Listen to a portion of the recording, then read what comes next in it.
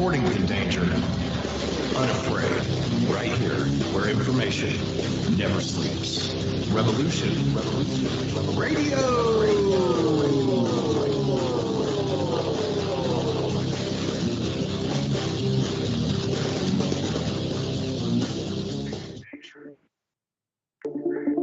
Most are afraid of unknown depths, skirting shores thinking world flat, and with the island girls in celebration of new religion. Nobody led me or said this way. I sailed alone on makeshift raft with wind as companion.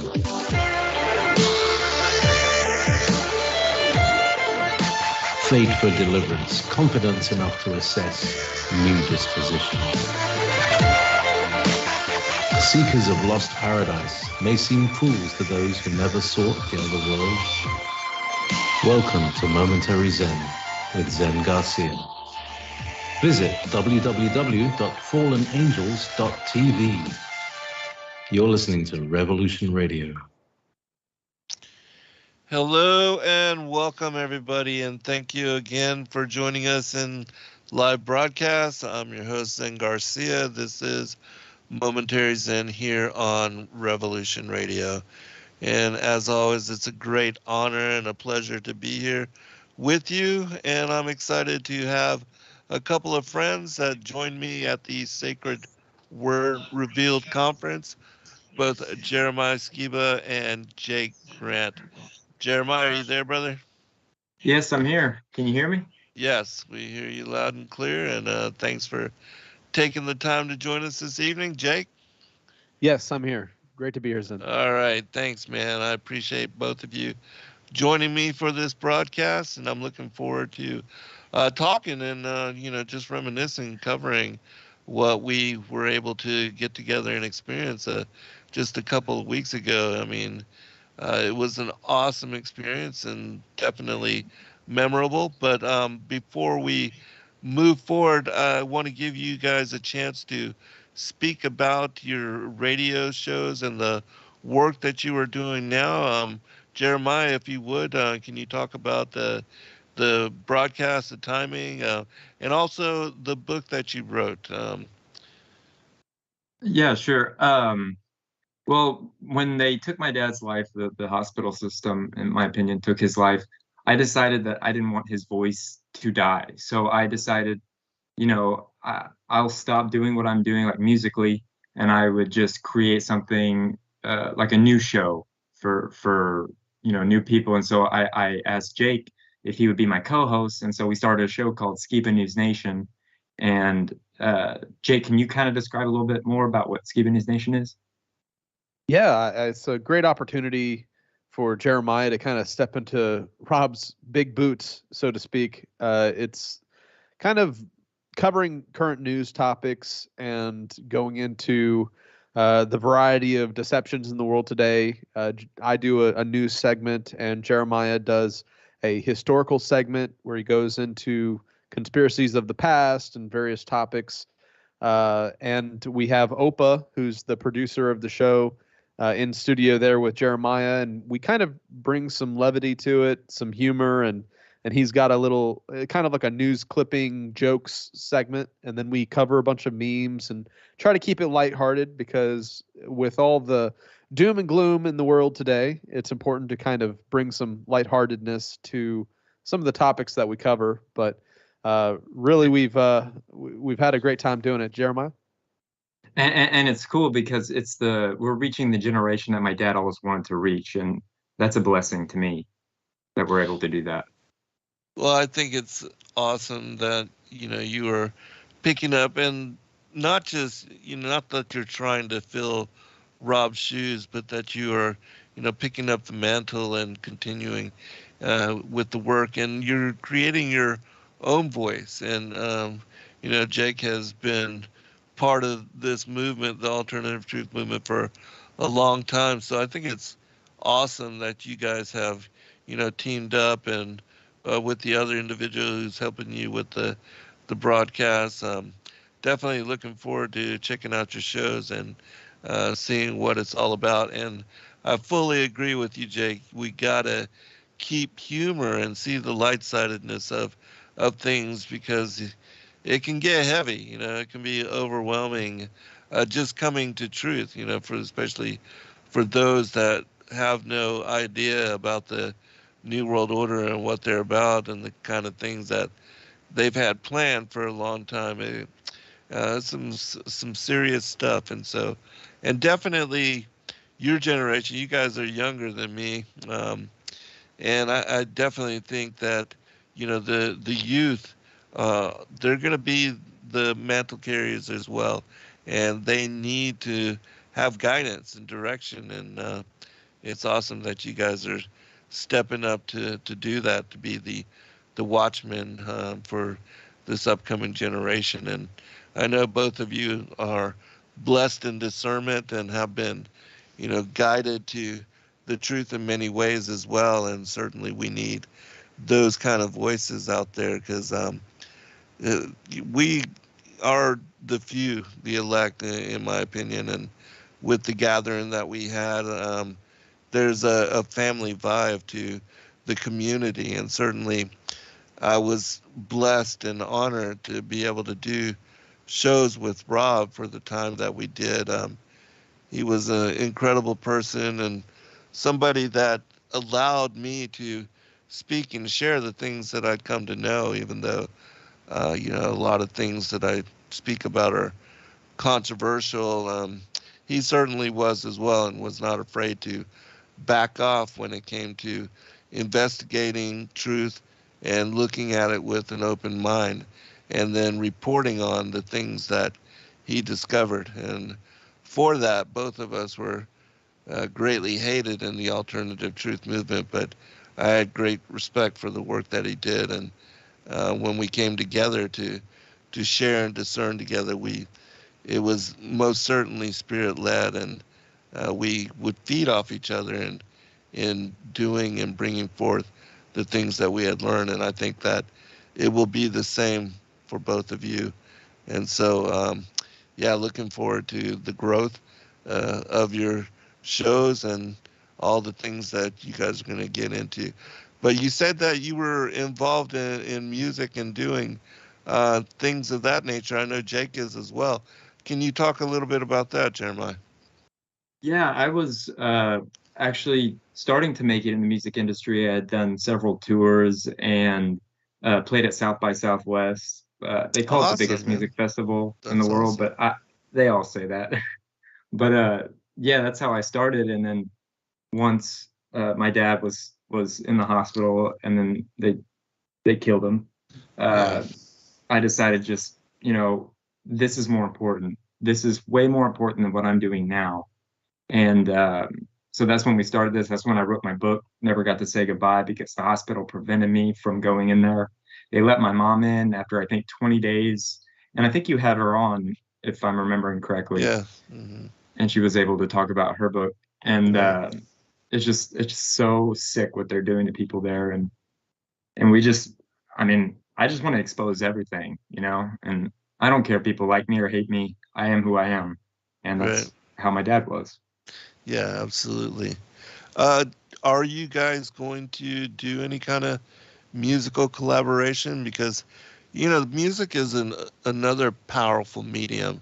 And for you to have that skill set, I know that you were able to, to set up an impromptu beat for Justin in one of his poems, and that you guys did were able to come forth and do a rap, and I thought it was awesome. But is that something you guys plan on doing as well? I'll go ahead and let Jake answer that one. Yeah, Jake? Yeah, we actually just recently threw together and published a new song. If you guys were interested, we could even send it over to you if you'd want to listen to it or share with your certainly. listeners.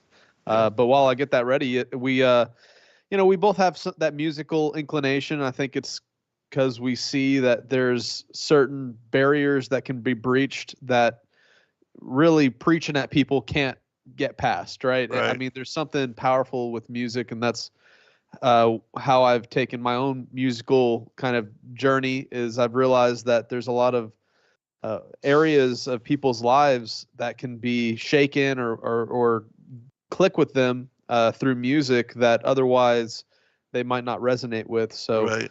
yeah, we have a new song. It's Quest for Truth, and we're calling our collaboration the Truth Frequency. So That is cool. similar to the radio station, but it's the musical group, Jeremiah and Jake Grant. Yeah. And we let the fans pick it, the people that view our show. So they pick Truth Frequency, and it actually features my dad, which is awesome. So, Right on. Well, I was gonna say, if there was a way that you could play it and share it here, I'd be most certainly down for listening to it and letting everybody hear it. But I don't know. I myself don't even know how to add clips to this particular medium. Jake, do you know how to do that? Let me see here. I think I might be able to share Okay, that would be the great. audio. Just give me a moment, and if you guys hear something, let me know. Yeah, no worries. That's awesome. Well, in the interim, while he gets set up, I think here we're gonna go. We are living in a sea of lies. Can you guys hear that? Yeah. Play Oh, it. okay.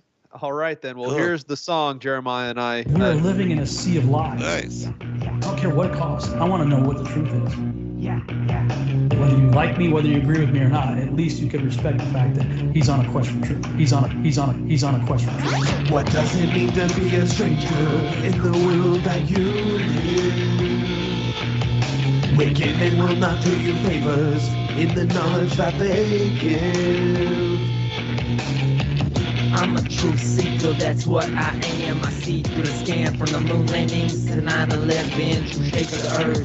Yeah, we all know it's a flat land. I see the signs in the sky as if I was Batman. These are lies that are starting to sprout. You'll become your own god or you will go straight to hell. Human ascension that's destined to fail.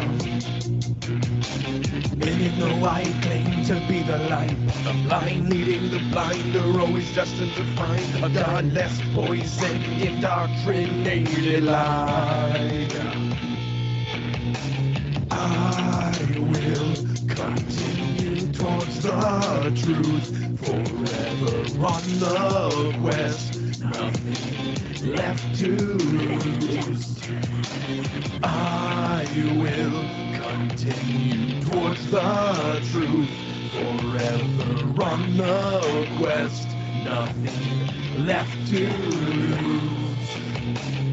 We dive into topics others won't touch. We self-educate down the rabbit hole. It's never too much. The more we uncover, it will never be quite enough. We're on the quest for truth, so please come along with us. Family will turn against family. May the Most High forgive them for what they can see. Cognitive dissonance is removed painfully. As you awake, you will find the truth is more beautiful than they can hide, than they can hide. Yeah. Yeah, we're on the quest for truth. I said we're on the quest for truth.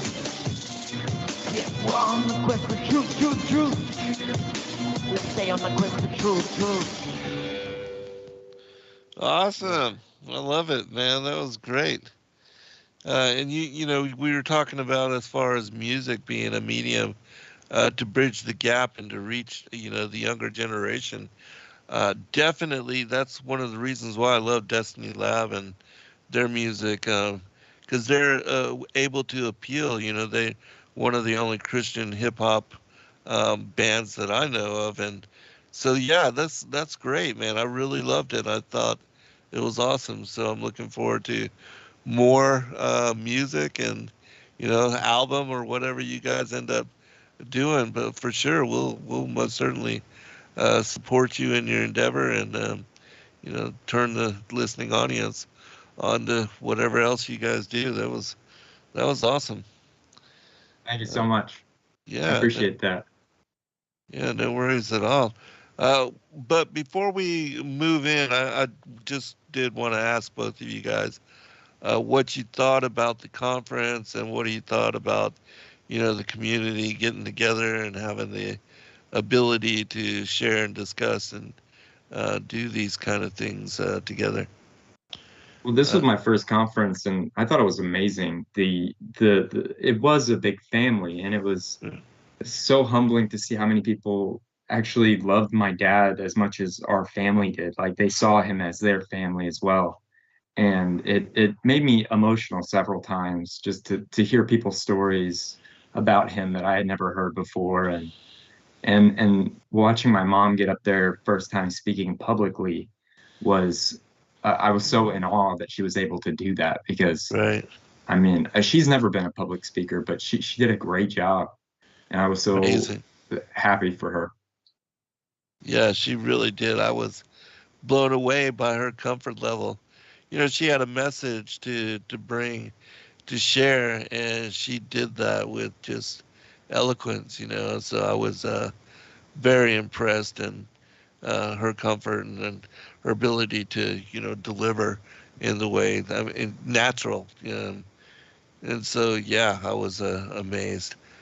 Jake, did you want to share your thoughts on the Oh conference? yeah, it was a lot of the times it's like old friends getting together again, Right. and it's really beautiful seeing so many different perspectives come together under one roof. Especially in this type of community, you have so many people that are invested in so many topics that oftentimes individually we can kind of drop the ball when it comes to researching one specific area or another. But when we get together with all these different minds, we all get to share what we're most interested in, and it kind of gets to turn the light on for our friends and stuff that we haven't seen for a while on, like, hey, you should look into this or you should look into that. And I think that's what's so valuable about the conference is you get so many different people that are all pursuing after truth in their own unique way. And when you get them all under that same building together, then it's pretty beautiful what happens and the conversations that come out of that. Yeah, I fully agree, and very, very well said. And that is the beautiful thing, because we have a lot of listeners, and even the chat room, as they're listening now, the fellowship that they share, the community that's developed around both. Even with your dad's show on Truth Frequency, we would alternate, take turns, because I was also on Truth Frequency on Thursday nights. I do a show, Secrets Revealed, and so we would go back and forth on the Revolutionary Radio broadcast, and then on my show, and there's the community develops and people congregate, but when they're able to come together face to face and put an actual person to the name and to the people that they've been speaking in chat with for so very long, it makes it uniquely special. It's a really beautiful thing, and so that is what the last two conferences, the ability to come together. Even Jake, you were there for the first one as well, and yeah, the ability for us to merge together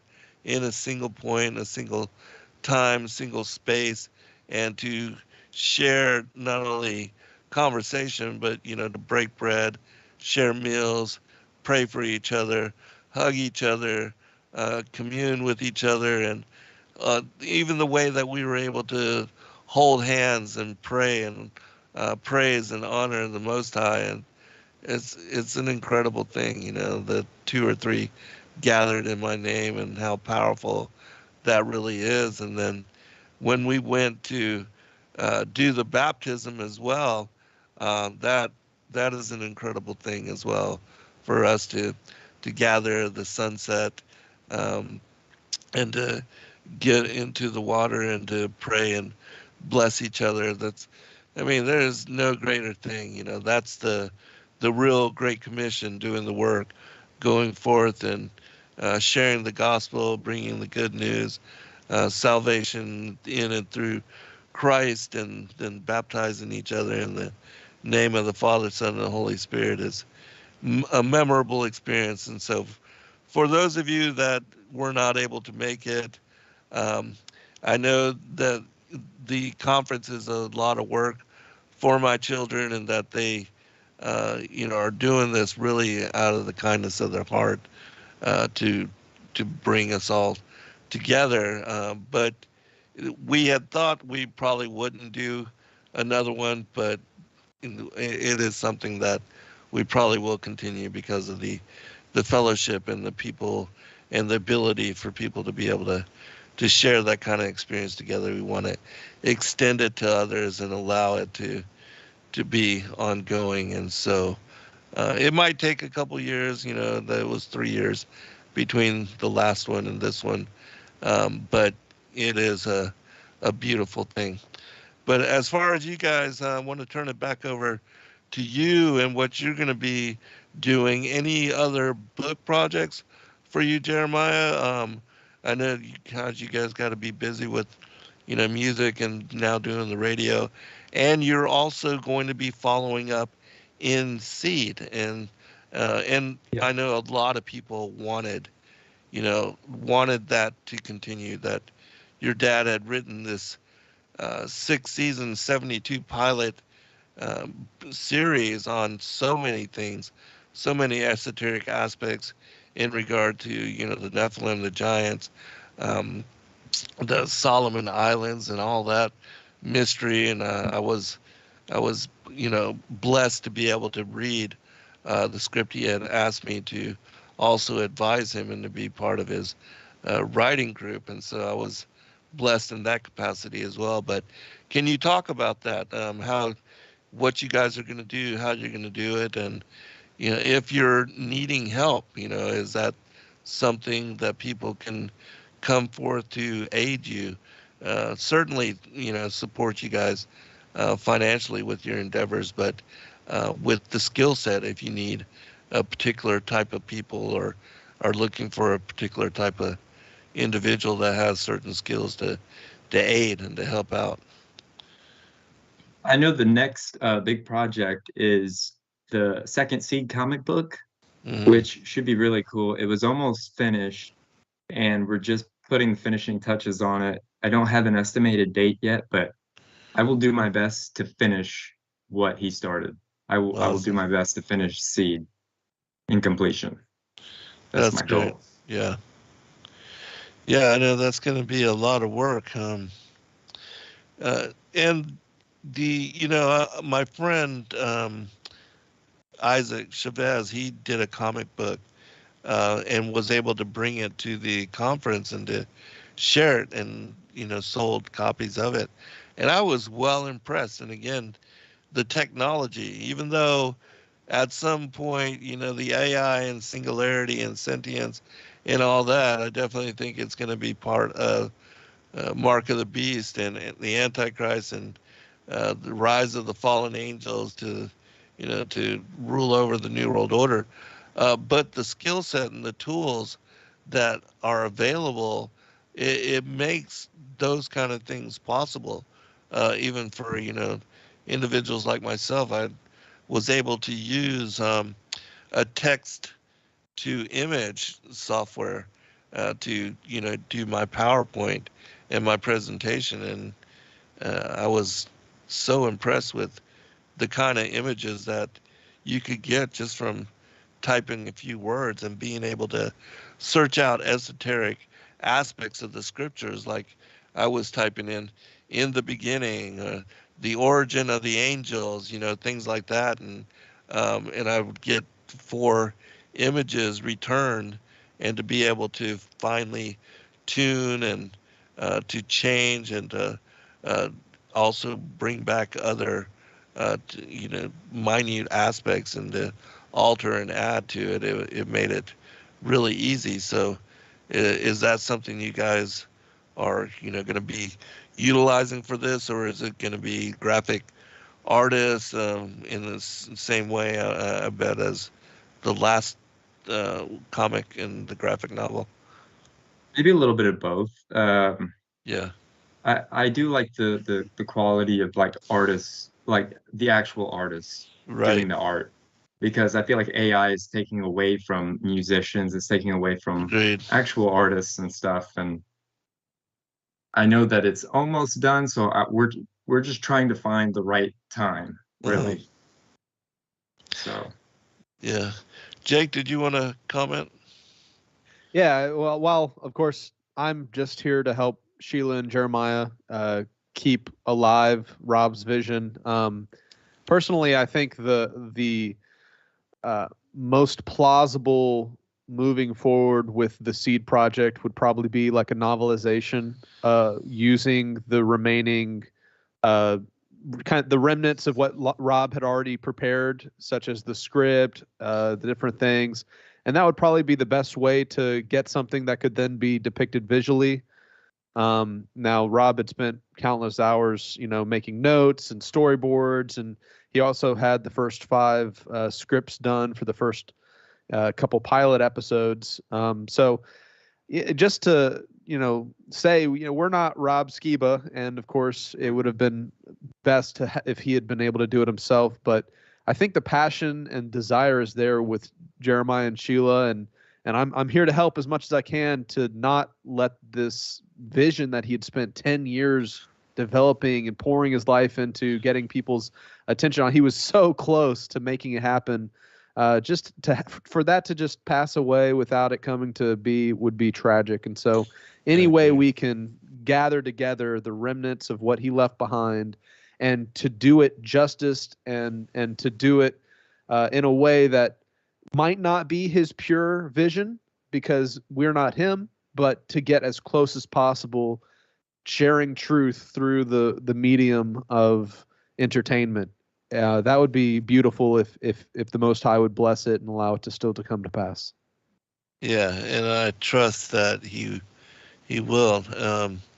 And a lot of people don't know that Rob, before his passing, he had entered the first and submitted the first episode. Not a lot of people are even aware of that, but had submitted it to a lot of film festivals and to different art reviews and won many accolades. I mean, he was won a lot of competitions and film festivals and honorary mentions, and also rewards for his endeavors. So he was most certainly well on his way, and I think that the floodgates would have opened with opportunity for continuance, and also to follow up on the making up of the rest of the seasons and the episodes and the graphic novels and everything. So I pray that this is that the windows of opportunity, the doorways will open for you guys in continuing with this work, because I agree that this is something that would be a wonderful blessing to the world with regard of showing them truth, how the Bible also connects with mythology and with the esoteric, and also the New World Order, because Rob was able to connect the dots and to introduce the bigger picture of how all that came together. That was one of his gifts, and that's why he was all very much sought out as a speaker to headline events and to close events. His rapport with the audience and with communities was unmatchable, in my opinion. And so, he's greatly missed, and it's not like you guys are trying to be him, or again, those are hard shoes to fill. I mean, you're gonna have to make your own way and do it in whatever way you can. But it would be a beautiful thing to see continuance on that project. And the whole theme, a seed, that's something that brought us together as well, because a large majority of my work, especially years ago, the first esoteric truth that I wrote about and was largely condemned and blacklisted was on the enmity between the seedlines, the seed of the woman and the seed of the serpent, and for whatever reason, this topic is something that, the majority churches and the seminaries and even a lot of alternative truth communities, they do not want to hear about it, do not want to touch it. And yet, in my opinion, it is the skeleton key for unlocking so much that still remains trivial and misconstrued within scripture. And so that was another thing that, united both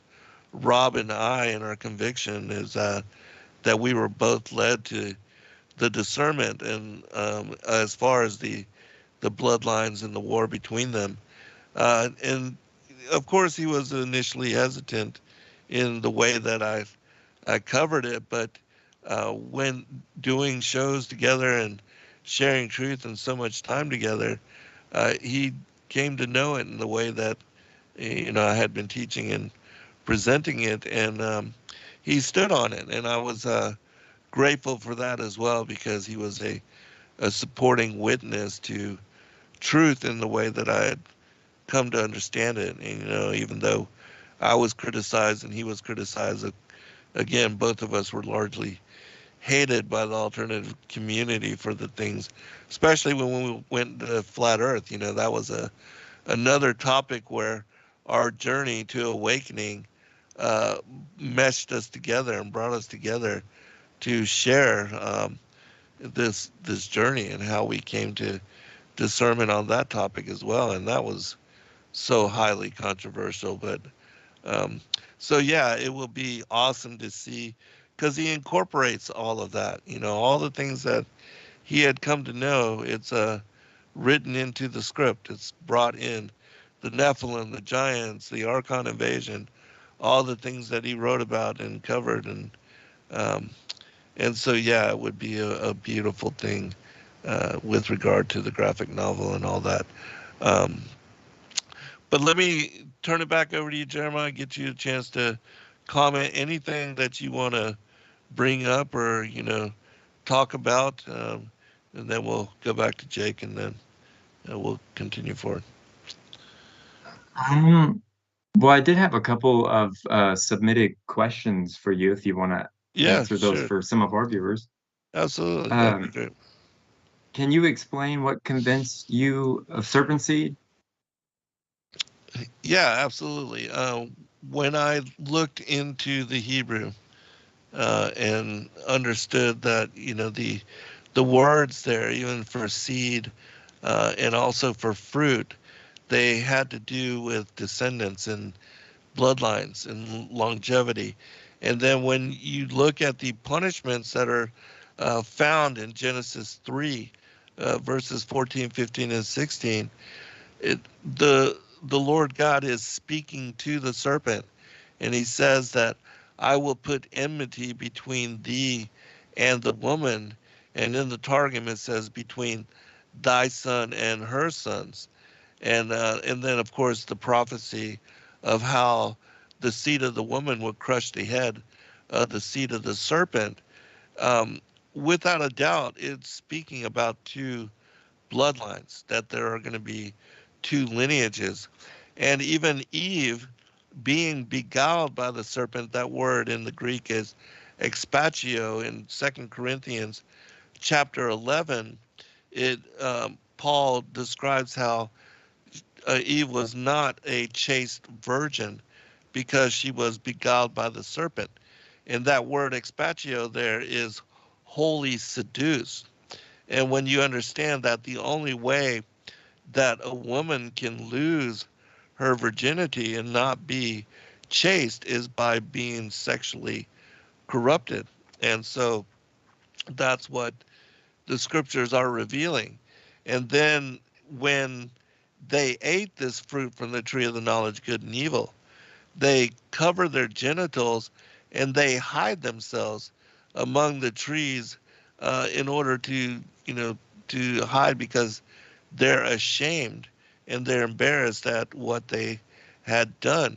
And then, again, the punishment is not Eve, which her name is Hava in the Hebrew, and it means life giver.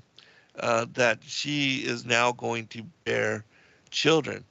And Adam names her Hava because she is the mother of all the living. And then when you look up the names for the children, interestingly, Abel, his name means breath. And then Cain, he means an acquired possession. And then when he kills his brother Abel, or half brother Abel, then Sheth, his name means compensation, substitution, and so this was what happens, because when he was killed, Sheth was made in the image and the likeness of Adam. But it says that Cain, especially in the Targum, it says in Genesis 4:1, and Adam knew Hava, his who had desired the angel. And this is an older translation than we have in the Greek Septuagint or in the English King James. And then, semicolon, and she bare Cain and said, I have received a man from the angel of the Lord. And then it says in Genesis 4:2, and then she bare from her husband, Adam, Abel. And, that these were fraternal twins. And we call this heteropaternal fecundation.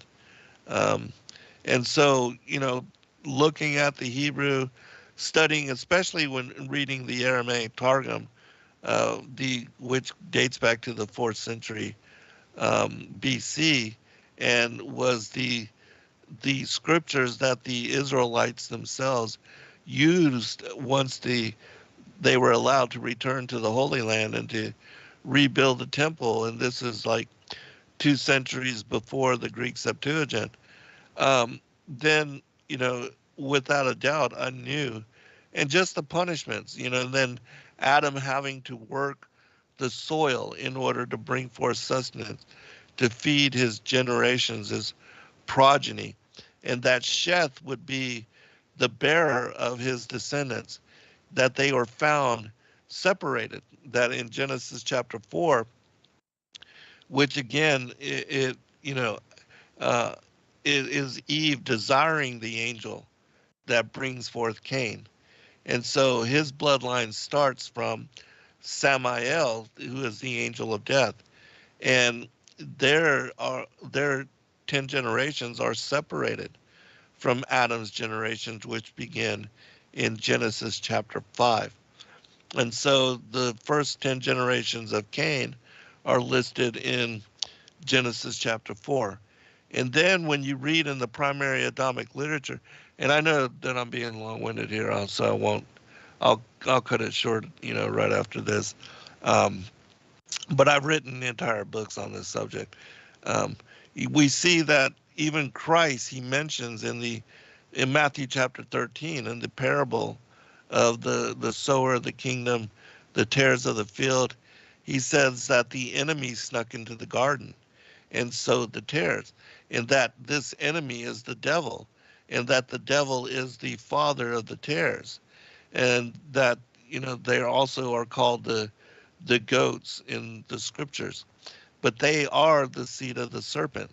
And so we see also in Isaiah chapter 14 that Yahuwah says, prepare slaughter for his children, because he, and this is Samael, Satan again, he's called an abominable branch.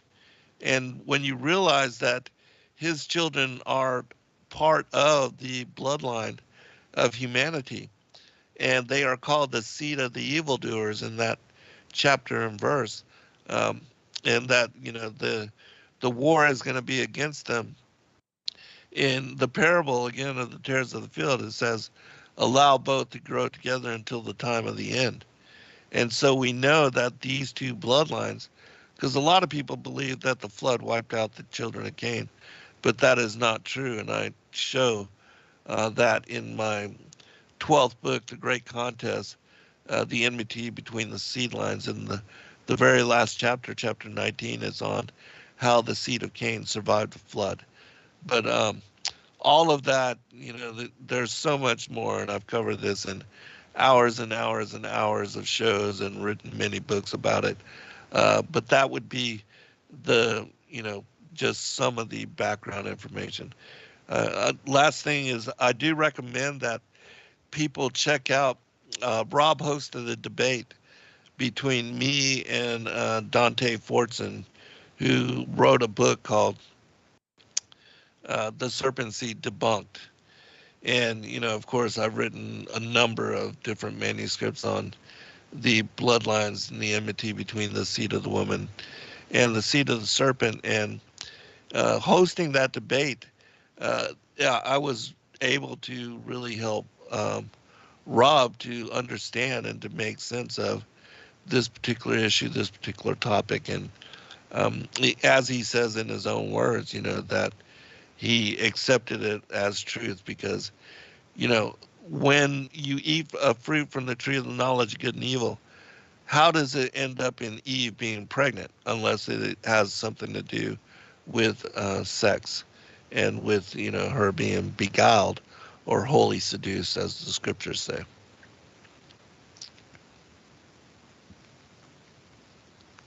Yeah, I think you answered all the questions just now. Oh, really? Just in that one? Yeah. Okay. Well, if you so. guys, have any other questions or anything you'd like to ask me, of course, I'm always ready to share and cover that. But, I am long-winded, so just be aware. But anything else you guys want to go into and talk about before we come up to the hour break? Jake? Oh, I know in another area of your interests is the flat Earth topic, and another one of our users was wondering what's new in terms of the flat Earth movement topic. Has anything bubbled to your research that you would want to kind of share with us? I know just in my covering of the flat Earth topic, working on the "What If the Earth Is Flat" documentary, I know I covered in the film your whole court case proceedings and your victory in that scenario, and that to me was a huge thing. But I know with COVID and all the deceptions of the past 2 or 3 years, the flat Earth topic has kind of fallen by the wayside and made space for some much more pressing, prevalent conspiratorial topics. But in that realm, in that sense, is there anything that has caught your interest recently that has been put out that has got you thinking on the topic again? Well, there are, every day there's new information that is coming out in regard to this topic, and that confirms, without a doubt, that curvature is non-existent, and that even the physics of water, that water cannot adhere to a ball or hold on to a sphere. That when you pour water onto a ball, it's just going to drip off. It has to be contained within a basin, and that when it will settle out in a horizontal level, and it will be flat to the horizon. But I think that David Wise, he does an excellent job of keeping this truth alive and present in the minds of everybody. And for those that don't have or don't support the flat Earth sun and moon clock and app that he has, it's an incredible app, and it shows exactly as I confirm in my 9th book, The Flat Earth as Key to Decrypt the Book of Enoch, that I show that what Enoch is being described and what he specifies for the motions of the luminaries, he describes their movement from east to west and then north to east. And when you understand these motions, it only makes sense that the luminaries are moving in circle around Polaris as the one fixed star of the celestial evening, and that I believe this is where the Most High has his throne room situated. That's why we have the altar in my house pointed towards the north. Um, but even the time lapse photography of the movement of the luminaries over the course of an evening, they show you that all the stars are moving at the same rate of speed. And in circle, some of the planets, the wandering stars are different in this respect. But the rest of the luminaries, they're all moving in circle around Polaris. And so this is another thing that confirms what we're talking about. And even the phenomena of the midnight sun, which only happens during the summer solstice, that you cannot, and as much as they claim that this occurs at the South Pole or the southern extremities of, the globe Earth, which we know that the Earth is not a globe because, again, curvature is non-existent. This is something that I argued for in court, and not that the judge was deciding on whether the Earth was flat or a globe. She was deciding on whether he had presented enough information to win the reward that I had put out. That if anybody out there could show and provide uh, two independent scientific experiments which could be repeated and verified by anybody else in the world, that either the Earth was moving in excess of just 50 miles an hour, not even, 1,037 miles an hour, which is what they claim, saying that the Earth is moving at a rate faster than the speed of sound or a bullet shot from a pistol. I mean, it's absolute lunacy. And they expect us to buy into and believe all that when, it's clear that when I walk outside on certain days, the flag outside of my house is not even moving. It's completely listless. And there's no motion, as the Bible tells us, that the earth is fixed, stationary, and non-moving. And this is confirmed, and that we are the foundation for the heavens, and that the luminaries, as Enoch says, are moving in circle above us. And so, this, it was only by accepting this premise that I was able to revisit the book on the courses of the heavenly luminaries, which is something that, because I read all the extra biblical texts and have for years, and I continue to revisit them over and over until I can make sense of them or interpret them, come to discernment on them. But that book was something that always eluded me. And it wasn't until I embraced that the earth was indeed a plane, and that what Enoch was describing was looking down upon the earth as the backdrop. The circle of the earth was a backdrop, like a clock's face, for these motions, and that he was describing the movement from east to west and then back north to east, because this was a circle. And this is exactly what the sun does, that when it reaches the vanishing point in the western skies, it's not that it's setting below the horizon of the earth, and that the earth is spinning and moving around the sun.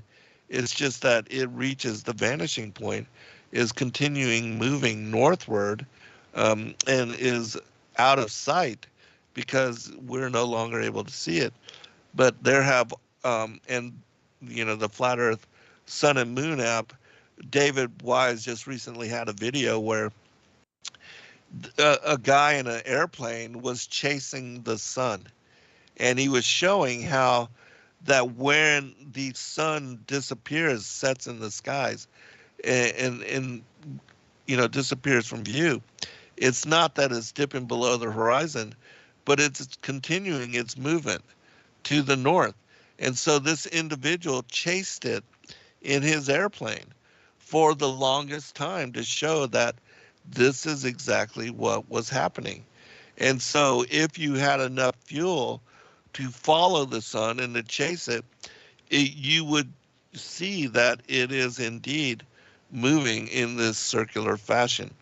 And that what we see in the morning of it returning in the east for sunrise is it making and completing this semicircle over the course of what is night to us, because having disappeared from our view, from our field of illumination and perspective, it doesn't return until the morning for sunrise. But it's just doing its thing. It's moving in a circle.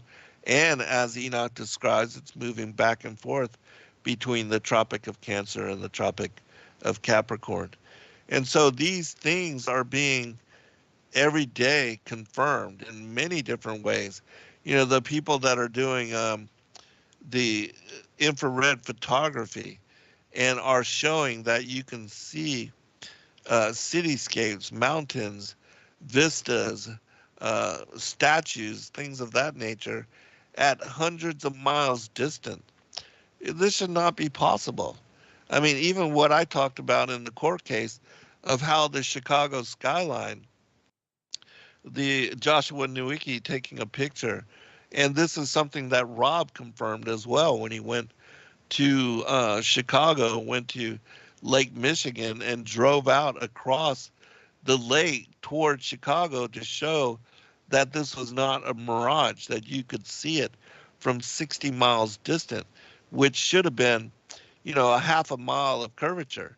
You should only have been able to see the very tops of these buildings according to the formula for determining the rate of curvature of the Earth, should it be a globe, which is,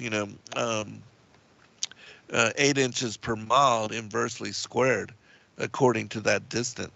And so, I also talked about how the people in Oahu, from Kauai in the islands in the Pacific, they're able to see the island of Oahu from 100 miles distant, and that should be a full mile of curvature. You shouldn't even be able to see the tops of the other island. And this is these kind of things are everywhere found.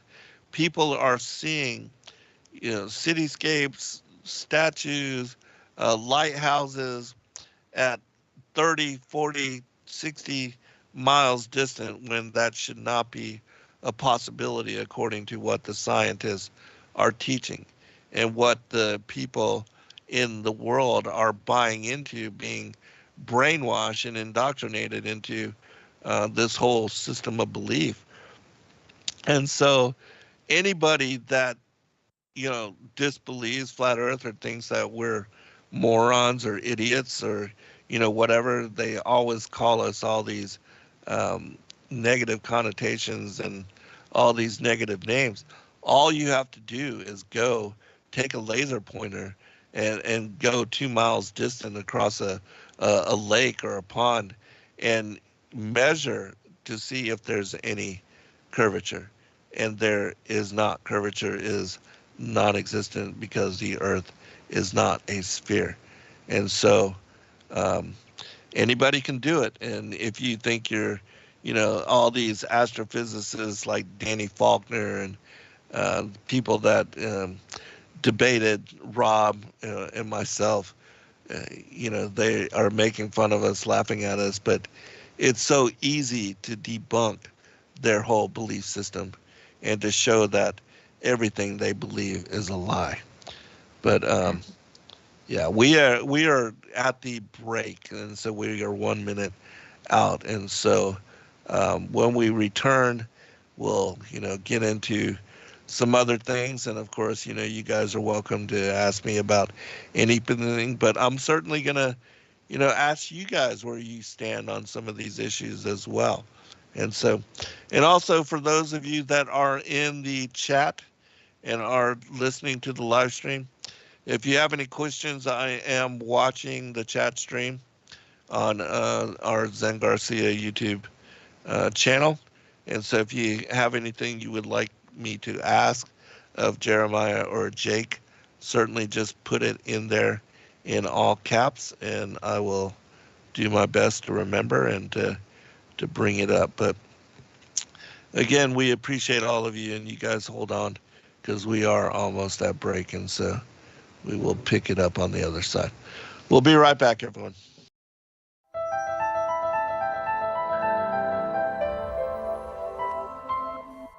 As a bookstore for truth seekers, it's our goal to make ancient manuscripts which were once held captive by secretive institutions available for public consideration.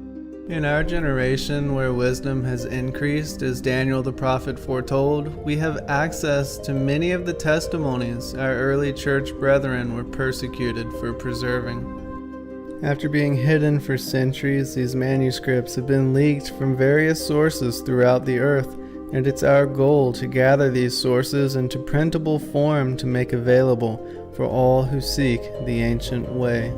If you're looking to deepen your studies of the biblical narrative, find these ancient manuscripts and more at sacredwordpublishing.com.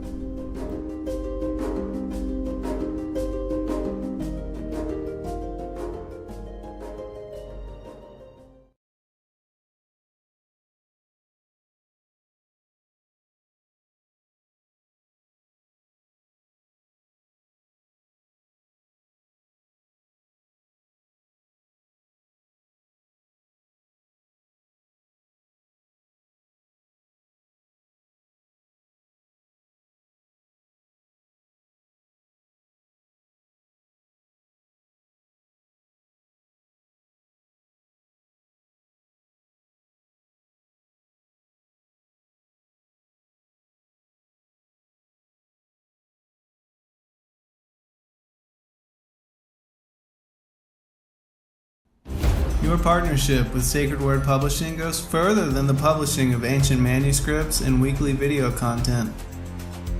You also make a huge impact across the earth in orphanages in Myanmar, India, Uganda, and Kenya.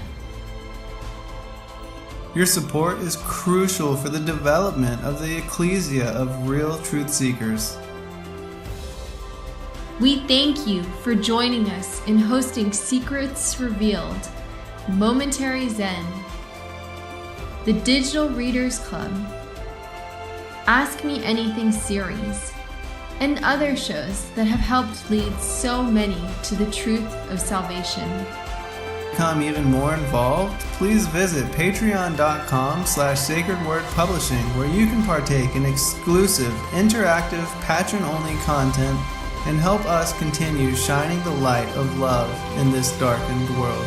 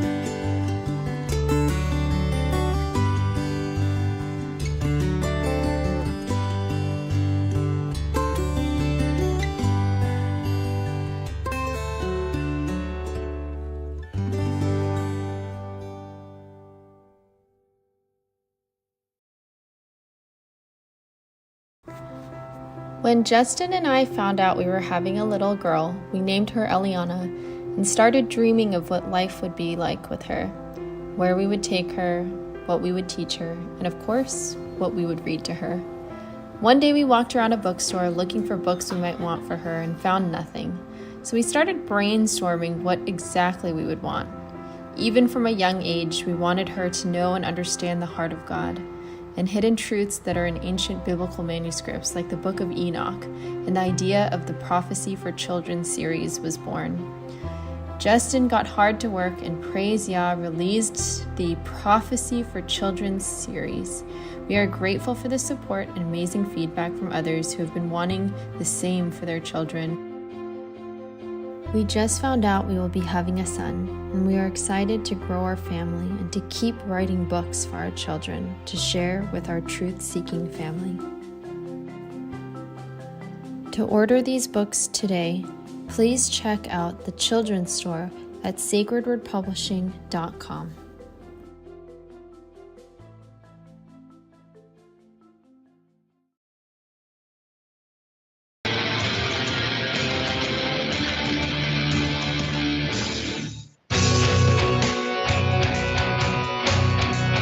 All right. Thanks for listening while we took that short break here at Revolution Radio, freedomslips.com. And yeah, we're going to get back to your host.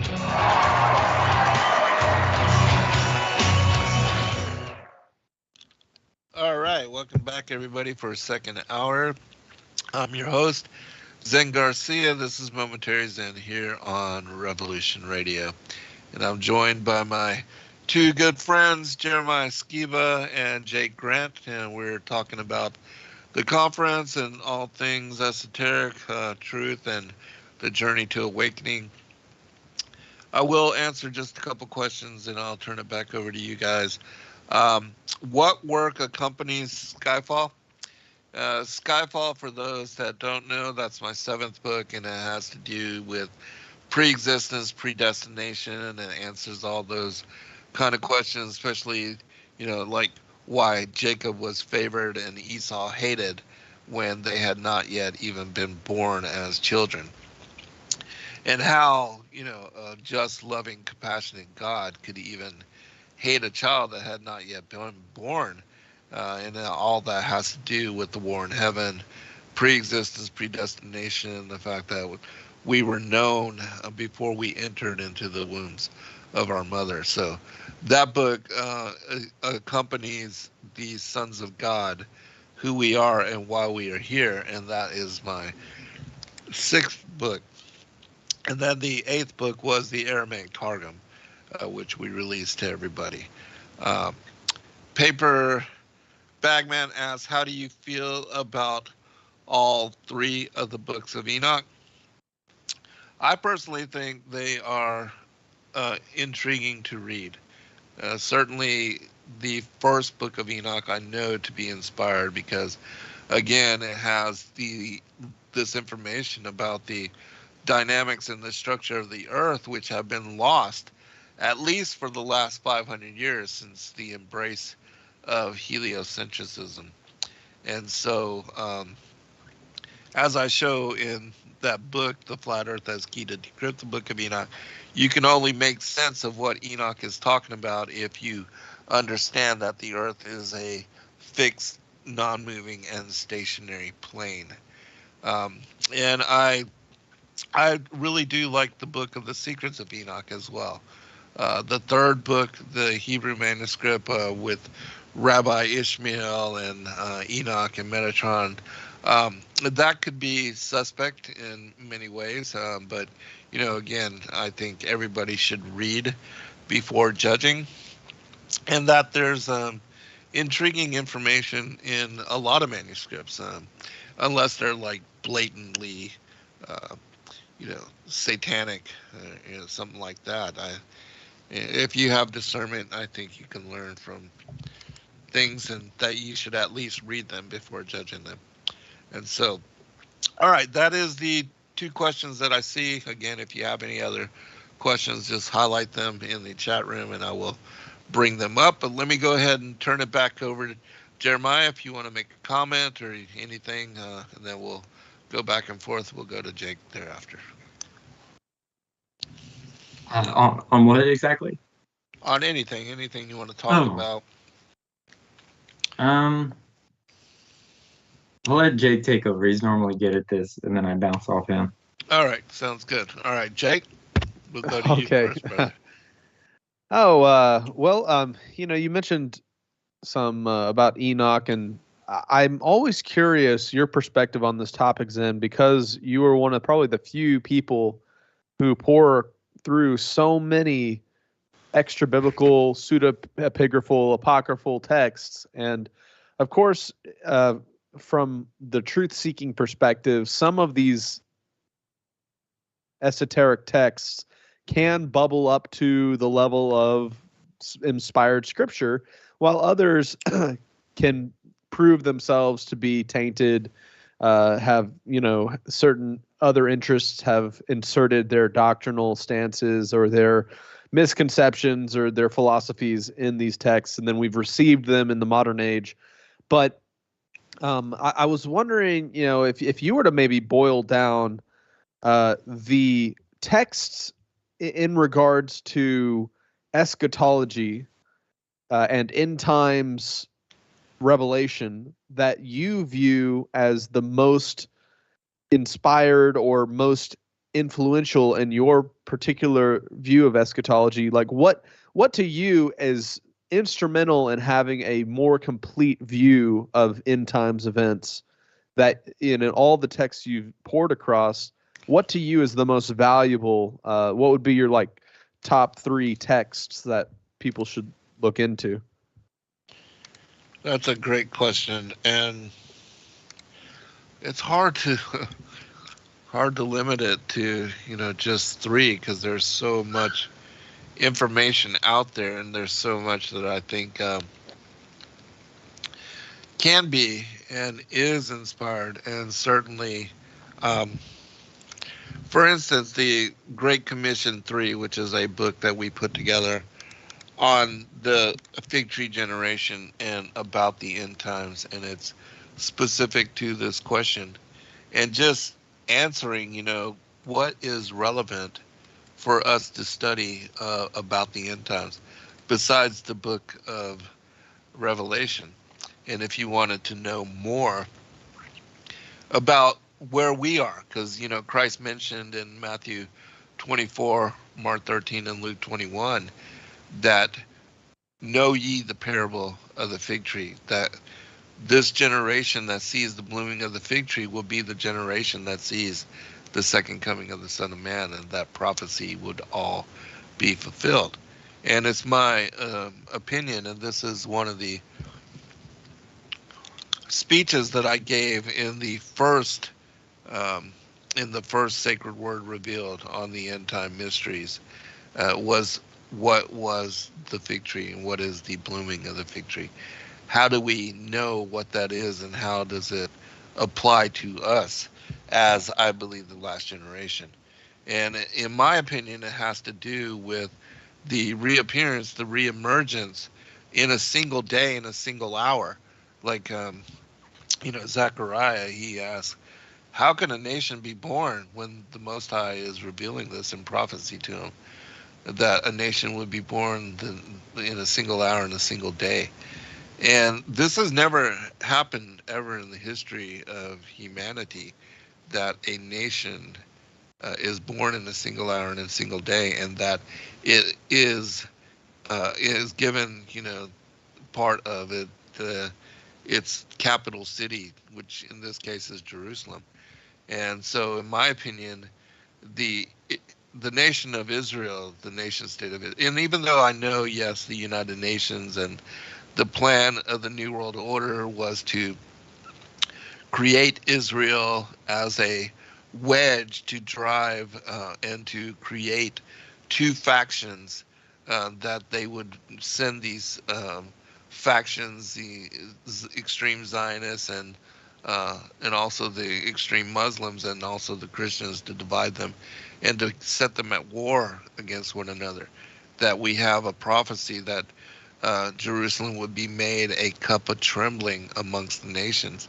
That this is exactly what happened. But even with their focus and their efforts, that this was something that the Most High allowed for, and that he wrote about it, and it was prophetically within the word. And so in regard to the end time mysteries, I'm going to just say that it's a whole book that we put together called the Great Commission 3.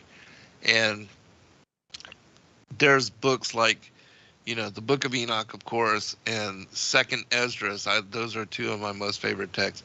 There's another one called the Revelation of St. John the Theologian, which is a companion text to the Book of Revelation within our Bible. And it is part of this, again, this Great Commission 3 that we put together. And I just want to share, because a lot of people are not familiar with this book, and this is a great question. This is actually the thing that I think that most people should be studying and applying themselves to understanding prophecy, because prophecy is so important. It confirms the inspired nature of the scriptures and the inerrancy of the word, and why we can believe it and why we can trust it as the word of the Most High God. And that this is something that was revealed by our Maker to the prophets as a message to us about what is coming and how to understand the end from the beginning. And so in this book, I'm just going to name some of these apocalyptic texts, because I believe these are the texts that people should study when you want to understand prophecy and come to understand what Revelation is talking about and how to make sense of it.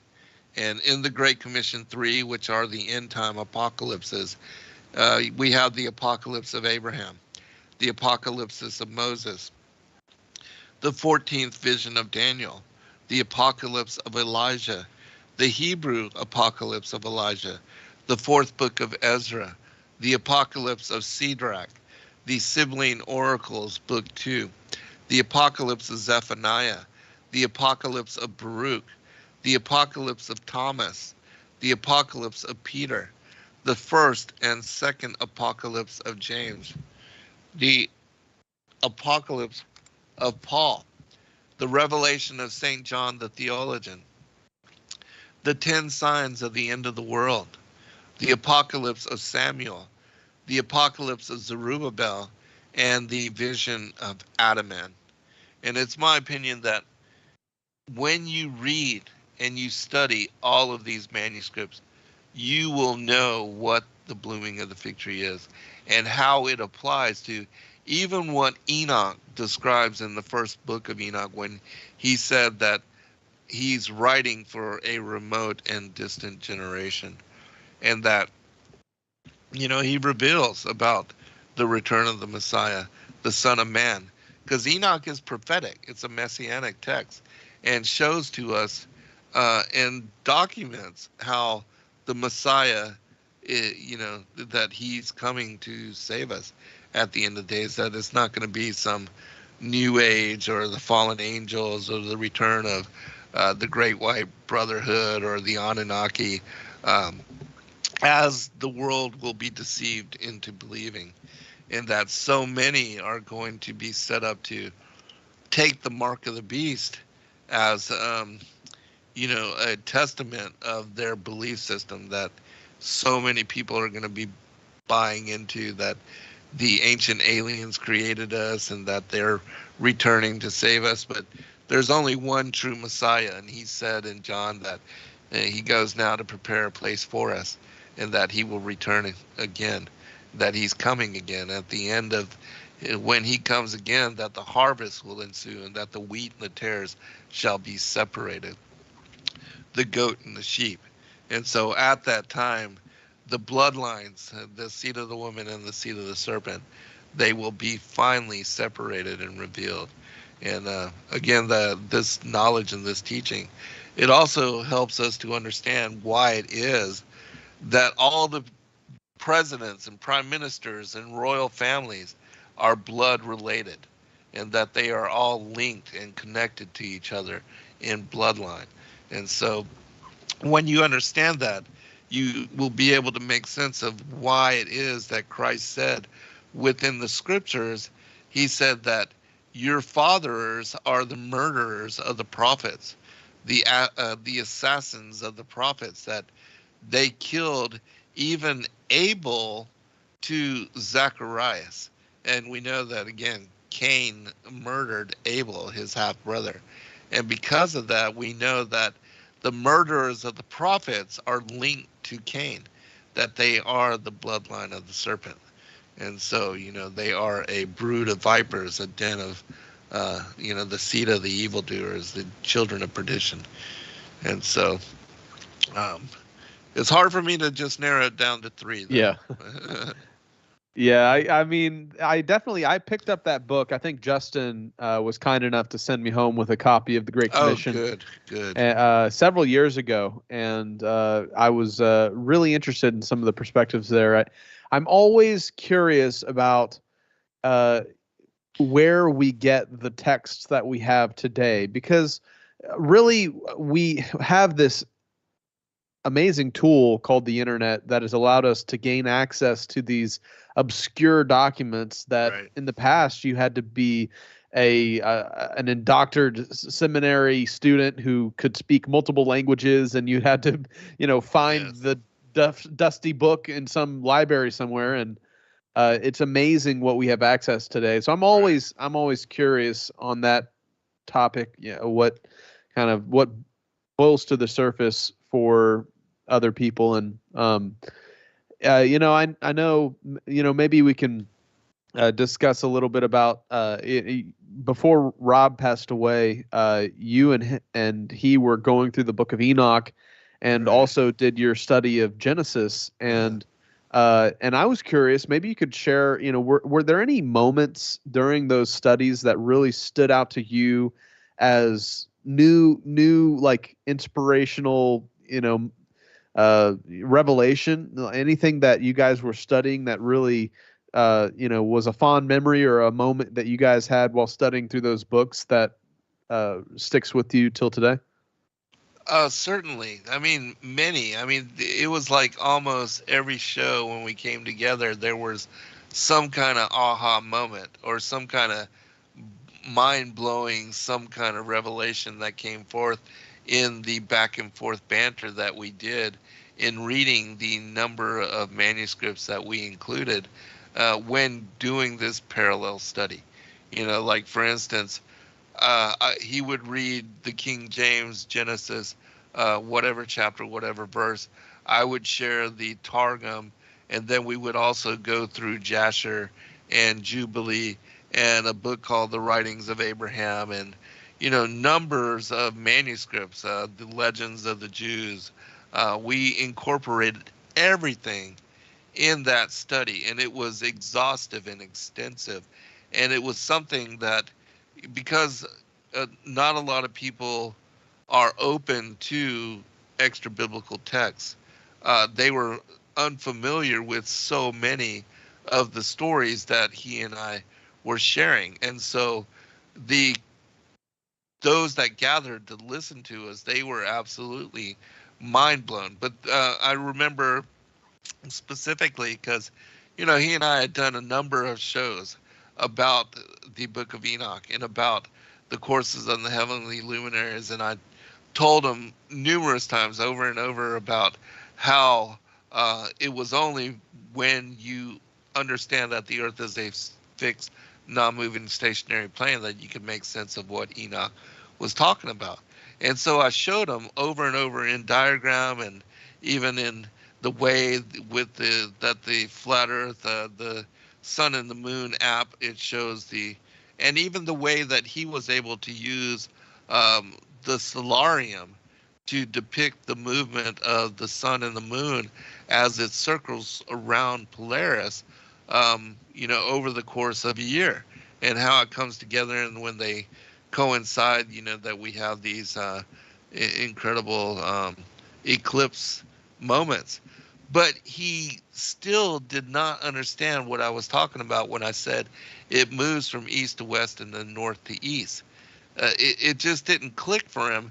And then finally, when we did the Book of Enoch study, it all snapped in, and he was able to make sense of, yeah, that's a circle. That's exactly what we see in the time-lapse photography of the stars and the star trails as they move over the course of the evening. This is exactly what we see with the phenomena of the midnight sun on the summer solstice for 3 full days, that the sun will remain above the horizon, circling from east to west and then north and back to east in a circle. And so when it was like a light bulb moment for him when he finally got it, even though I had, told him about it numerous times, it just didn't click until it did. And when it did, it was, it was profound for him. And so, yeah, that was one of the spectacular moments. And then another one that I'll just share really quickly is when we were going through the book of Genesis, chapter by chapter, verse by verse. And again, we were incorporating the study of the King James, the Aramaic Targum, Jasher and Jubilees, and everything, the writings of Abraham, and going through and getting to where we got to the punishments, and how Adam and Eve, when they ate this fruit, again, they hid their genitals. And then the punishments, because they were prophetic. What Yahuwah had said to the seed of the woman, and as far as to Satan, the seed of the serpent, he said, I will put enmity between thee and the woman. This was going to be prophetic, that there's going to be a war, and that it would begin with Abel, because Cain, who was of the wicked one, he would kill his half-brother. That he, even though God went to him and said, if you just do well, I will accept you. But then, he lied. Am I my brother's keeper? And he had murdered his brother and covered it up and then lied about it. And so, he was just like his father, the devil. And so that was the beginning. That was the prophecy, the beginning of the war between the enmity between the seed of the woman and the seed of the serpent, which enmity means extreme hatred. And it would also be fulfilled in the Messiah dying on the cross. And this is another part of the prophecy that most people don't understand, that the seed of the serpent nipping at his heel, that when the Messiah was crucified on the cross, we know that 900 years earlier, David had heard the challenge of Goliath in mocking the nation of Israel, that Saul and all of his men of war and his lieutenants, that they sat listening to Goliath for 40 days, mocking them, challenging them, that if you would just come, we don't have to fight nation to nation. We'll just bring your champion and I'll fight against him. And David had a dream, and this is something that most people don't know about either, but David had a dream where he would be called to fight against, he first saw, and he killed the lion and the bear and so on and so forth. But he was stood up for this challenge, and he knew that when he heard Goliath mocking his God, that this was the moment that he was being called to stand up for the Most High. And he did so, and that's when he took the 5, because Goliath had 4 brothers, and so he picked up the 5 stones in case he needed to slew the brothers if they got involved. And so he knocked Goliath out and then took his sword and cut his head off with it, and took his skull as a trophy, took it back to Jerusalem, showed it to all the people that indeed he had killed the Philistine champion, and that they no longer would have to worry about the Philistines because they were now subservient to Israel. And then after, I guess, whenever it began to smell or worms or whatever, he buried it there at a place called Golgotha, which Golgotha means Goliath of Gath. And even the word Calvary means skull, the hill of the skull. So the place where he buried Goliath's skull, which he being a giant was without a doubt serpent seed, is also the place that the Messiah would be 900 to 1,000 years later, crucified on the cross. And so that moment where he was crucified and resurrected, he indeed fulfilled the prophecy of Genesis 3:15 in that he was crushing the head of the serpent seed at the same time that it was nipping at his heel. And so, again, when you look at in Luke chapter 3, Cain is excluded from the lineage of Messiah, and he's not found there. It even says that Enoch was the seventh from Adam, and again, Cain is not found in his genealogy. And there's 3 confirming witnesses to this, and I share this in a book called The Ancient Prophecies of Christ, that there's also the genealogy of the Messiah listed in a book called The Cave of Treasures, as well as the Book of the Bee.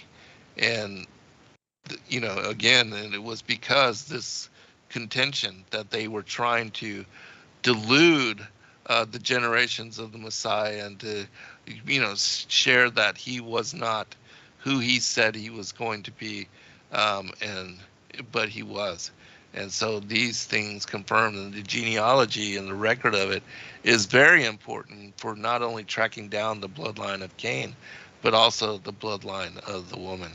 And so, yeah, that's and Rob, this also, when we did the study of the serpent seed in Genesis, that's really when it hit home for him as well, because it confirms this in the legends of the Jew, especially in the Aramaic Targum, where, it speaks about Hava having desired the angel, and that then she received a man from the angel of the Lord. The angel of the Lord was Samael, the angel of death, the viper of God, that seduced her, beguiled her, impregnated her with Cain. And it says, again in 1 John chapter 3, verse 12, that Cain is of the wicked one. That word "of," it means son of, descendant of, child of the wicked one. And so, again, confirming witness to the wheat and the tares of the enemy that snuck into the garden, sowed the tares, and that the enemy is the devil, and he is the father of the tares. So 2 aha moments that came up. Yeah. Yeah. Wow, that's really interesting. I mean, I've been listening through the audiobooks of the Legends of the Jews myself, and it's really interesting because there's so many parallel accounts that you see in the Targums and in the Book of Jasher, and part of me wonders if these segments from Jasher or the Targums weren't include, or like how much the Legends of the Jews is drawing from those texts, because I haven't made it to the appendix, I guess, where it shows what text they're drawing the various legends from. I'm sure there might be some crossover there, but some really interesting tales that get into some really stories I'd never heard before, right? And really, really interesting. Yeah, that's why it's so important to consider this other information. And like some of my most favorite books are those big compendiums that have huge collections of footnotes. And I'll give you 3 other examples. There's a book called the Perk de Rabbi Eleazar, which Perk just means book. And Rabbi Eleazar, he was the high priest during the time of the Messiah. His life is written about in Maccabees chapter 4, because he was Antiochus Epiphanes, when he went there, he tried to make him and his family to eat swine that was sacrificed unto idols, and he refused to do it. And because of that, the Antiochus Epiphanes tortured him and his wife and his 7 sons, and they stood fast in the faith, and he encouraged them to not bow down and not to bend the knee, because Antiochus Epiphanes said he would even give them half of his kingdom if they would just do this. do this deed. But anyway, so he was the high priest. Eleazar Hyrcanus is his name. And this book that he wrote has all these stories, all these biblical stories, and it has all these footnotes included in it that confirm, things like where, the Legends of the Jews got some of its information, and it dates back to the 1st century, to the time of the Messiah, because he was a contemporary. And another one is called the Assatir, the secret book of Moses. And another one is called the Legends of the Patriarchs and the Prophets. And those 3 books have hundreds, if not thousands, of footnotes, and speaks about even a text that we no longer have today, and shares commentary and quotes and things that are just very intriguing, because it confirms a lot of information that we're no longer privy to. But when you start to dig into these ancient manuscripts and these ancient texts, and you know how you had mentioned how it's important to know the origin. Well, I think it is important to understand the origins of where certain books come, but I also believe that, as it says in the scriptures, that the lying pen of the scribes, how it altered, like they removed the word of the Lord from the English and the Greek translations, and how you can find allusion to the word of the Lord in the Targum over 200 times in the first 5 books of the Pentateuch alone. And yet in the English King James Version, we only have 11 translations that, specify and are connected to the word of the Lord. And when you read the restored version, you see that Messiah had been involved, before Abraham was, I am. How he was involved even with Adam and Eve, that he was there, and he was the one that banished them, removed them from paradise, and told them that, 5,500 years after your banishment, I'm going to be born of your bloodline. I'm going to be immaculately conceived, Emmanuel, God with us, those kind of things. And so when you don't read the Targum and have familiarity with it, you miss all of that information. And there's so many prophecies of his coming, just like with the book of Enoch on the Son of Man, and how it's a messianic text. And so I think, in my opinion, I don't trust like Wikipedia and where it says that certain texts are from, because clearly, in my mind, they will tell you that the book of Enoch was written by some later scribe, and they always try to date it to after the time of the Messiah, like the 2nd century CE or something of that nature. But then the Dead Sea Scrolls came out, and it confirmed that indeed the book of Enoch speaks about the Messiah, the Son of Man, and this was 200 years before his birth, and it goes back even further, because I believe the book of Enoch is attributed to Enoch and was carried over on the ark by Noah. And of course, they're not going to tell you these things. They always try to date manuscripts to, especially if they're prophetic, they try to date them to after the so-called, time of the Messiah, and when the prophecies were actually fulfilled and revealed. And so I don't trust a lot of what they say in regard to the origins. And I think it's more important to read the manuscripts and to study and to see what they say before judging them or considering them, because a lot of people will judge them. The mainstream opinion of Christianity is that you should read nothing outside of the 66 books of the King James. And this, is not even the Apocrypha. That's not even the full manuscript of the King James. They exclude all of the apocryphal texts, which clearly show that the Holy Spirit wisdom is the female aspect of the Godhead. And so this is another truth which I've been so largely condemned and judged for. But without a doubt, it is truth, as I, have shared it. Now I've written 2 books about it, and I just actually, for the listening audience, I just finished the 2nd book, and we'll be releasing it this week. So you'll be able to get it, you can pre-order it on our website at sacredwordpublishing.com, and we will be fulfilling these orders, within a week's time, because I had a chance to proofread it. I am going to release it, and it's going to blow people's minds. But those are just some of the things, so. Yeah. In another topic, I know Jeremiah, maybe you can share some of your thoughts, and then we can ask Zen kind of his perspective. But in recent weeks, Jeremiah, maybe you can chime in here on what your thoughts are. I mean, I've been seeing so many alien disclosure red flags and news stories. What are your thoughts, Jeremiah? And then maybe we can throw it over to Zen and see if he has any thoughts on that topic.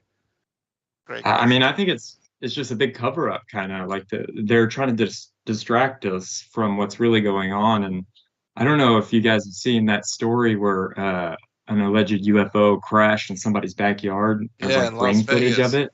Right. Yeah, it's crazy. And it's like, where is that footage? I want to see it. Absolutely. Yeah, I agree with you, brother. I think there is a big cover up, but in the same sense, there is disclosure happening. Now you have, like, even NASA just came out with a 4-hour lecture broadcast, open public press conference on the unidentified aerial phenomena. And they went through this. They had a huge panel of all these PhD scientists and astrophysicists and, the Neoteric priests of Baal, all of those. But they are starting to set, again, the platform of bringing truth and of qualifying this information. But that story was absolutely mind-blowing. And for people that don't know what we're talking about, just 4 days ago, there was an event in Las Vegas where a craft is seen, or some kind of light is seen descending out of the skies. And even the police themselves reported seeing this occurrence. And then there's this Ring video that captures this huge light, like the whole sky in the city is just all of a sudden illuminated. And then you hear this crash. And then you have this individual and his family. They call 911, and they're reporting that they are staring at and looking at two beings that are grayish and greenish in color, and that are 8 to 10 feet tall, that are in their backyard. And that another intriguing thing about it is that they said that when they tried to look at the craft, it was as if it was camouflage and that it was blurry. That, because the U.S. military also has this technology where they're able to bend light that you don't see a soldier. It's much like the Predator, that whole movie, The Predator, when it's moving through and it has that camouflage device activated. It blends in. You can only see, like, resonance, some kind of weirdness to the light spectrum. But anyways, they reported that, and the police officers went out there and talked about that.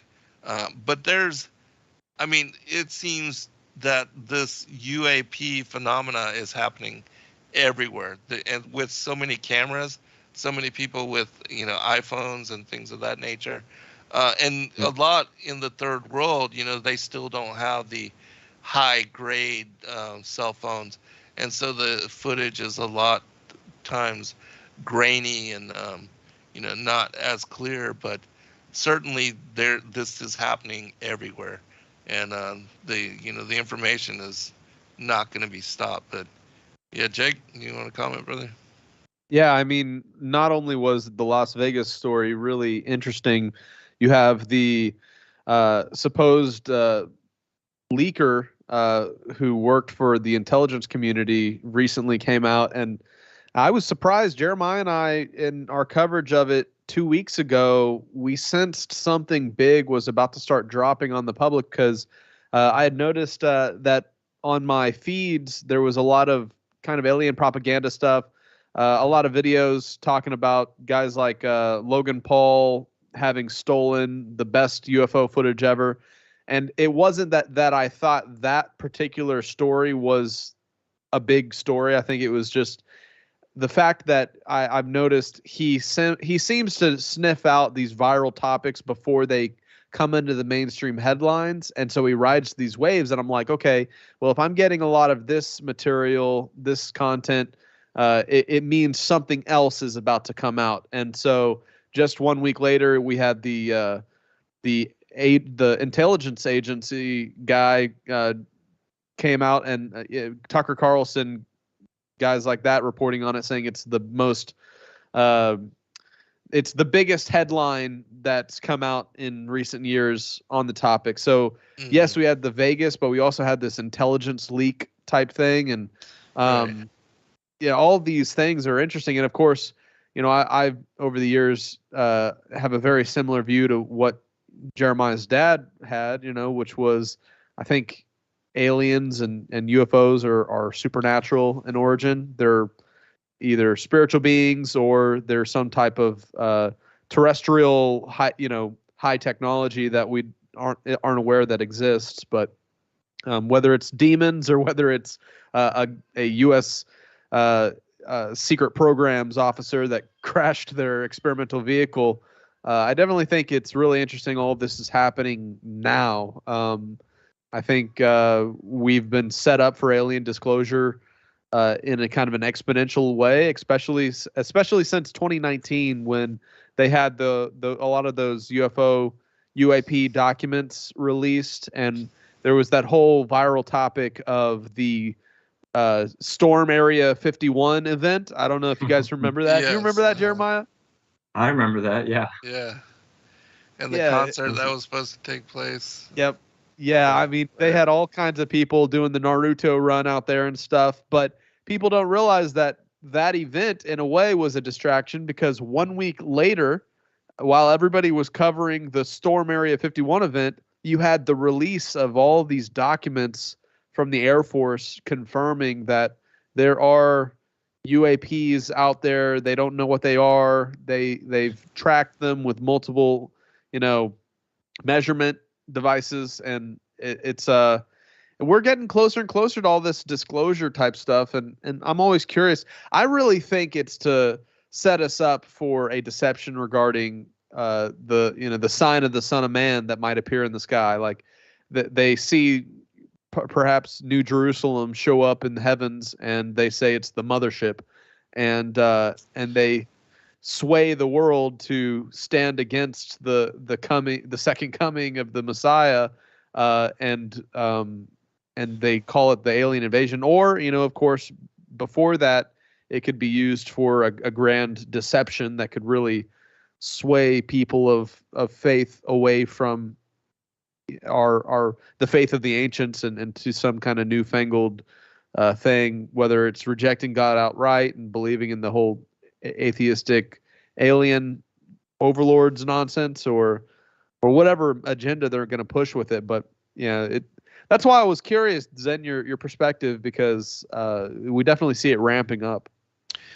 Well, I do absolutely agree with you, and I agree with Rob that this is fallen angelic and demonic activity, but I do agree that there is an aspect to it that is militarized, and that is government operations ongoing. And Sheila was talking about in the chat room that it's cloaking technology, that they're able to cloak and to hide, and I do agree with that. But in regard to the agenda, and because I do believe that this again is part of what the Bible calls the strong delusion, and that is going to be and is the whole theme that the Ancient Aliens is pushing, that the Anunnaki created us, and that we were made in their image, and that they're going to come for the new age, to the golden age, to save us from ourselves, and to also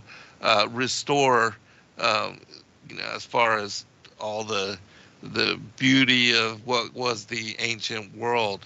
in those times and to this age. And I think that as far as Hollywood and what we are being told, there was a sci-fi miniseries called Childhood's End.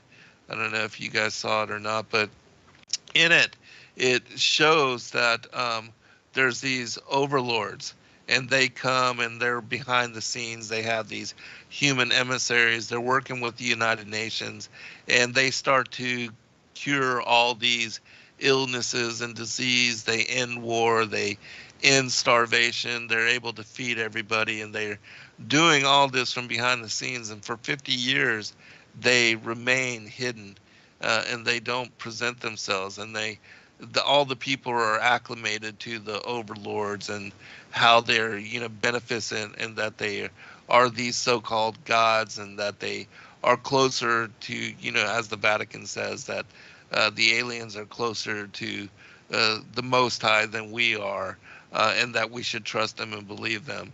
But anyway, so 50 years later, this overlord comes onto the American, screen, or to the worldwide audience, and reveals himself.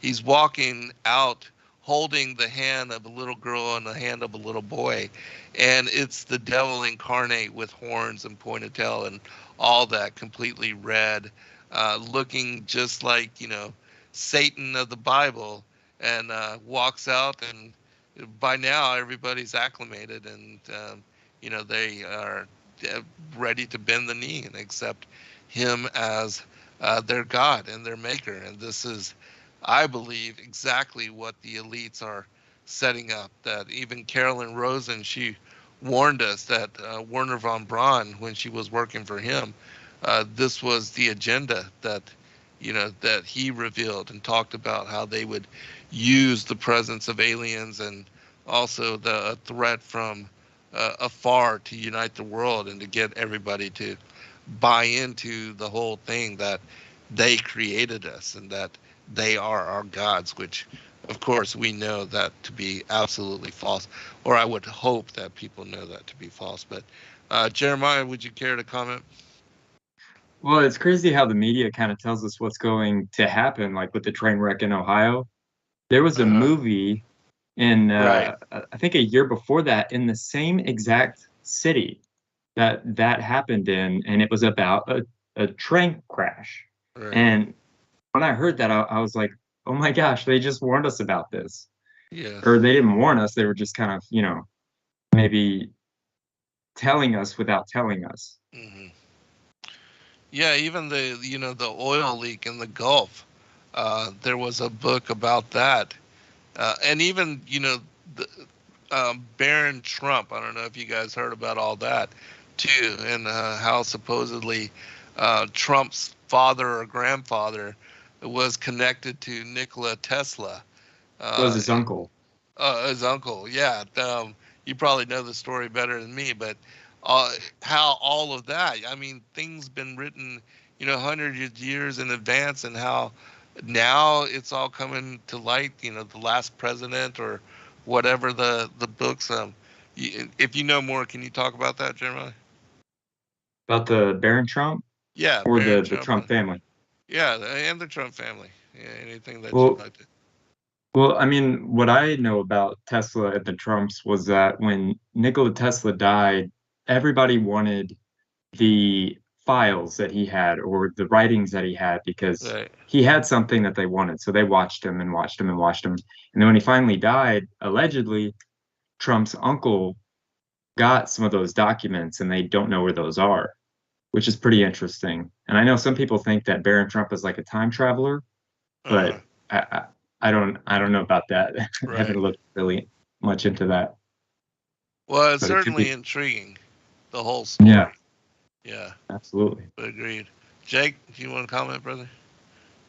Oh yeah, I mean, with even the UFO technology topic, I know a lot of that research Tesla did with vibration and frequency could be translated to certain devices and stuff, and I know Bob Lazar, the renowned UFO kind of conspiracy guy that worked allegedly on some of this UFO technology, he's been going around for decades telling people that it exists. He worked on it. He worked on it for several months and then got outed because he was obviously trying to share some of the information. And now he's kind of vindicated looking back when you see all this news coming out now. And so it makes you wonder what technology they have their hands on. And of course, it's all speculation on our part, but the level of sophistication that the military's technology could be at in today's world is just enormous. I mean, like the amount of advancements that they've made. And I mean, I know looking at what's going on overseas, we're kind of watching through kind of the proxy war with Ukraine and Russia.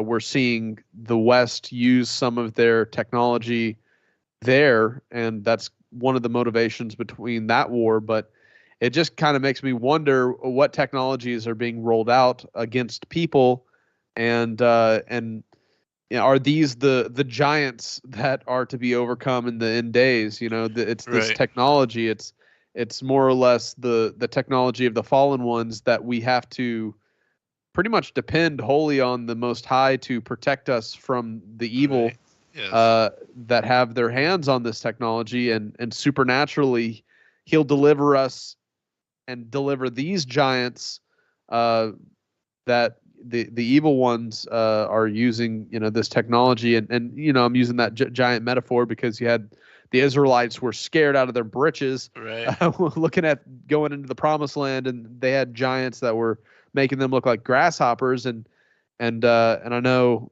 that today the elect and those truther types and the people that are coming out of Babylon, we have a lot more levied against us in terms of technology, and the battle does seem almost kind of hopeless. But I think that's kind of where you can boil it down to why we also implement the faith aspect to our whole news show, and we try to talk about the most important things, which are, you know, we have to be right with our Creator. We have to be, you know, seeking after His will and let His Spirit guide us, because with all these things that are happening on the earth and all these deceptions, whether it be the alien topic that we're talking about now, or the deceptions with pharmakia and the medical industry, or whatever, it's more important than ever to get that, you know, have that help of the Spirit to help us navigate all these topics. And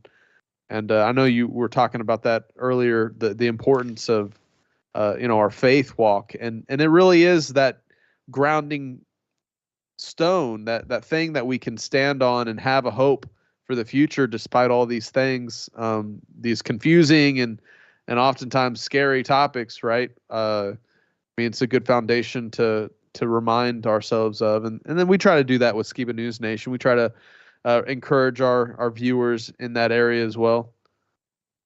That's awesome.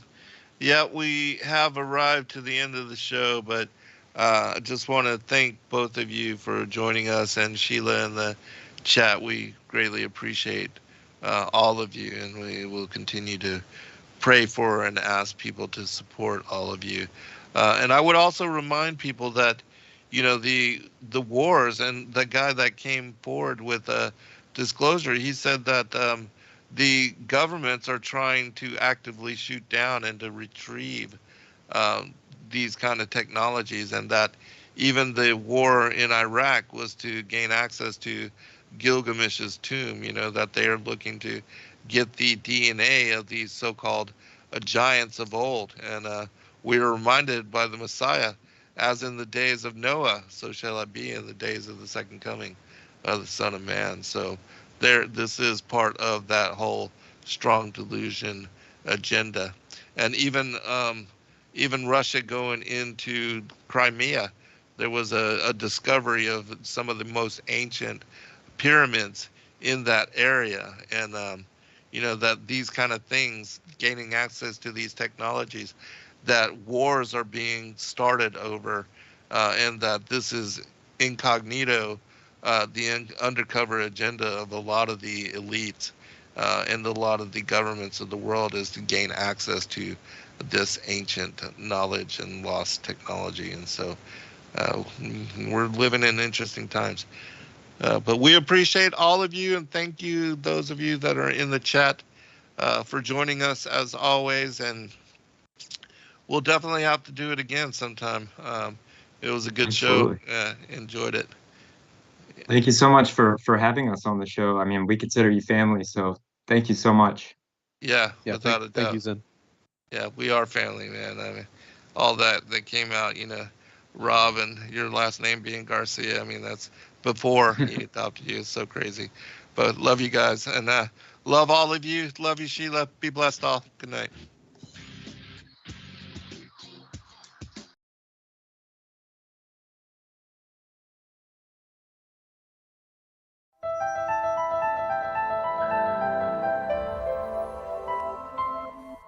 As a bookstore for truth seekers, it's our goal to make ancient manuscripts which were once held captive by secretive institutions available for public consideration. In our generation, where wisdom has increased as Daniel the prophet foretold, we have access to many of the testimonies our early church brethren were persecuted for preserving. After being hidden for centuries, these manuscripts have been leaked from various sources throughout the earth, and it's our goal to gather these sources into printable form to make available for all who seek the ancient way.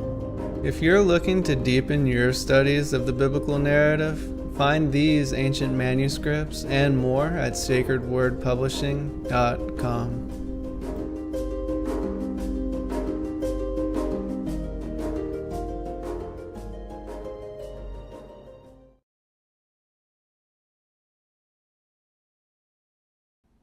Your partnership with Sacred Word Publishing goes further than the publishing of ancient manuscripts and weekly video content. You also make a huge impact across the earth in orphanages in Myanmar, India, Uganda, and Kenya. Your support is crucial for the development of the ecclesia of real truth seekers. We thank you for joining us in hosting Secrets Revealed, Momentary Zen, the Digital Readers Club, Ask Me Anything series, and other shows that have helped lead so many to the truth of salvation. To become even more involved, please visit patreon.com/sacredwordpublishing, where you can partake in exclusive, interactive, patron-only content and help us continue shining the light of love in this darkened world.